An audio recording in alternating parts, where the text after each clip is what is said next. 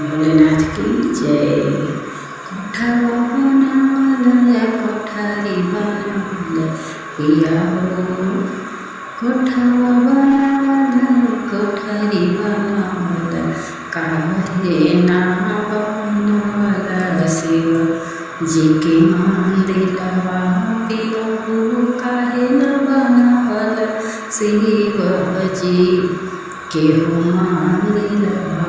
कोठावा बनावल कोठारी बनावल कोठावा बनावल कोठारी बनावल काहे ना बनावल पिया हो, काहे ना बनावल शिव जी के मंदिरवा।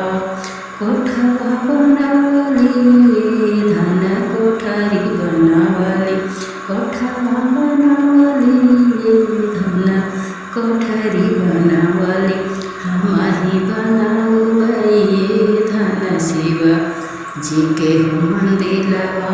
हमही बनावे धन शिव जी के मंदिरवा। कोठावा बनावल कोठरी बनावल काहे ना बनावल पिया हो, काहे ना बनावल भोला जी के मंदिरवा। काहे ना बनावल पिया हो, भोला जी के मंदिरवा।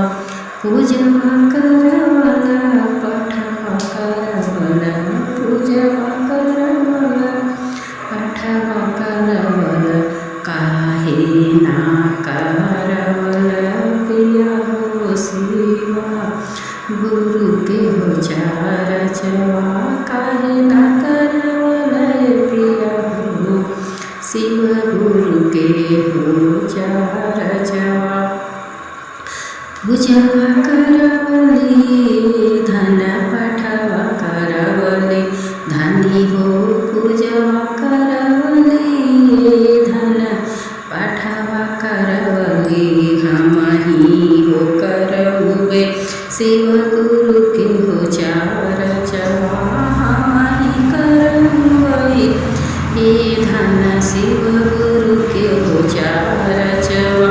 कोठवा बनावल कोठरी बनावल कोठवा बनावल कोठरी बनावल काहे ना बनावल शिव भोला के हो मंदिरवा। काहे ना बनावल शिव जी के हो मंदिरवा। काहे ना बनावल पिया हो, काहे ना बनावल शिव जी के हो मंदिरवा। जय हो।